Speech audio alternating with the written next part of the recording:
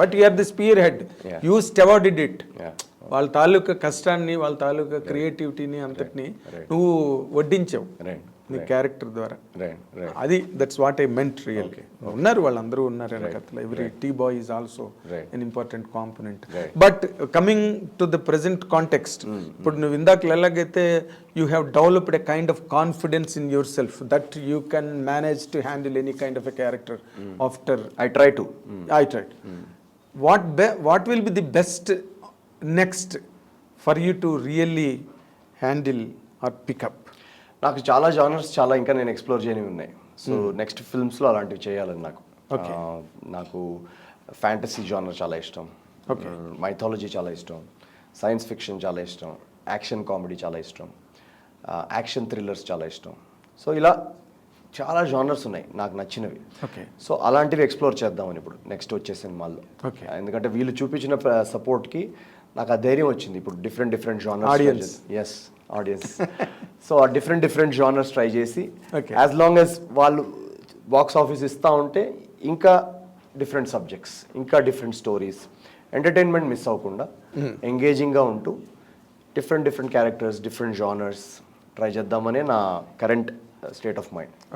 So డెఫినెట్గా నా తరఫు నుంచి ఎప్పుడు 200% ఎఫర్ట్. అది బాక్స్ ఆఫీస్ అనేది మన చేతిలో ఉండదు, అది ఎవరి చేతిలో లేదు నవీన్. అది ఎలాంటిదంటే అల్లవుద్దీన్ అద్భుతేపులు నడితే ఎవరికి దొరుకుతుందో తెలియలేదు. బట్ హోప్ఫుల్లీ వాళ్ళు అలానే సపోర్ట్ చేస్తారని ఆశిస్తున్నా. కొత్త కథల్ని వెతకడానికే ట్రై చేస్తున్నా. ఓకే.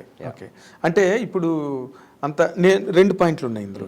జనరల్గా ఈ కమర్షియల్ వరల్డ్లో, కమర్షియల్ టర్మ్స్లో ఆడియన్స్ ఒక్కొక్క టైంలో ఫ్యామిలీ డ్రామాస్ ఎక్కువ రిసీవ్ చేసుకుంటారు, ఒక్కొక్క టైంలో యాక్షన్ థ్రిల్లర్స్ రిసీవ్ చేసుకుంటారు, ఒక్కొక్క టైంలో ఒక్కొక్క జానర్ నడుస్తూ ఉంటుంది మార్కెట్లో. అది నువ్వు ఫాలో అవుతావా ఒక పారాడైమ్గా, లేకపోతే you come out with your own signature, నేను ఇది చేస్తా ఎగ్నెస్ట్ ద బీట్?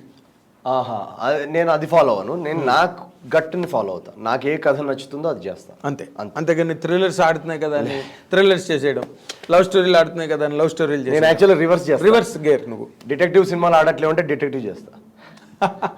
నాకు రివర్స్. రియల్లీ నువ్వు డిటెక్టివ్ ఏజెంట్ చేసినప్పుడు, శ్రీనివాస చేసినప్పుడే అప్పటికి అది లేదు. కొత్తగా ఉంది. స్టాండప్ సినిమాలు ఆడట్లేవు అని అన్నారు, స్టాండప్ చేస్తా. సో నేను నా ఫార్ములా రివర్స్.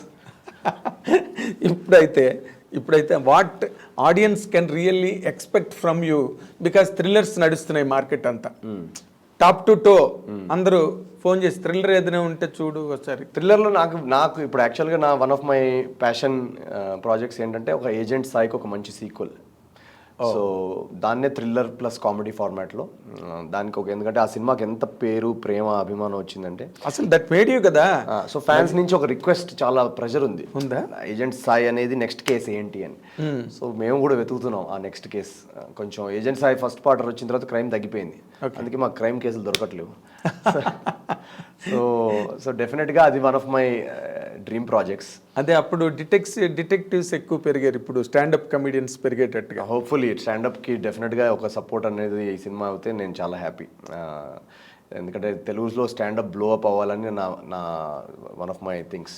ఎగ్జాక్ట్లీ. అది తెలుగు ఎలా అయితే ఇప్పుడు Hindi comedians, Tamil comedians shows చేస్తున్నారో, తెలుగు కమెడియన్స్ కూడా ఆడిటోరియంలో నింపాలి, వాళ్ళందరూ షోస్ కూడా ఫుల్ అయితే I will be very very happy.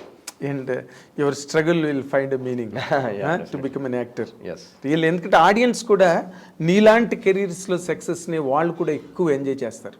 For example, first and foremost megastar Chiranjeevi గారు, next Raviteja, Nani, and నందిలెస్ Naveen Polishetty.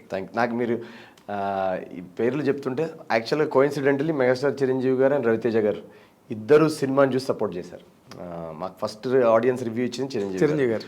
So నేను నా ఆయన జర్నీతో ఒక రిఫ్లెక్ట్ చేసుకుంటాను, అంటే నాకు ఇన్స్పిరేషన్గా తీసుకుంటాను ఆయన జర్నీ. ఎందుకంటే ఆయన ఒక రోడ్ మ్యాప్ వేశారు.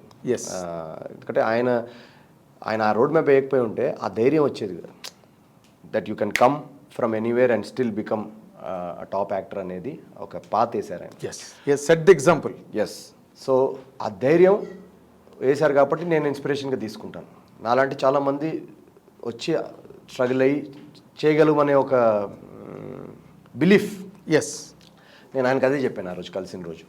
అండ్ తను కలిసిన తర్వాత ఆయన 2 hours మాట్లాడారు మా సినిమా గురించి. ఓ 2 hours మెగాస్టార్ గారు టైం, నేను ఫస్ట్ టైం ఆయన కలవడం, అంతకుముందు ఎప్పుడు కలవలేదా? ఎప్పుడు కలవలేదు. ఓ సో 2 hours టైం ఇస్తారంటే మీరు నమ్ముతారా అసలు? నేను అండ్ ఆయన పర్ఫార్మెన్స్ గురించి ఎంత బాగా చేసావు, అద్దరగొట్టేసావు, this is going to be a smash hit for sure, ఇవన్నీ చెప్తుంటే నాకు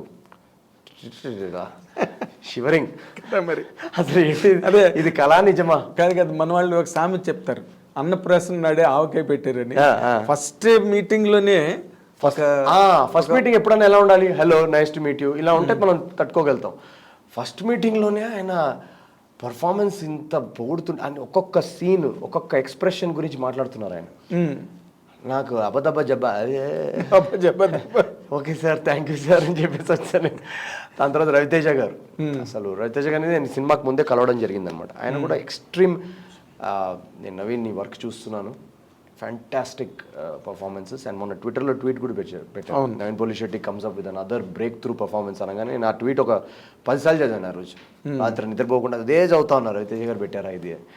సో నాకు వీళ్ళిద్దరు జర్నీస్ అంటే నాకు I really look up and respect their journey. And I have drawn inspiration from their journeys.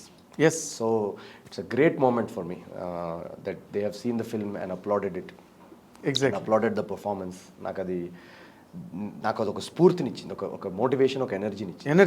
Energy boost is secret of my energy లాగా. Yes, 100%.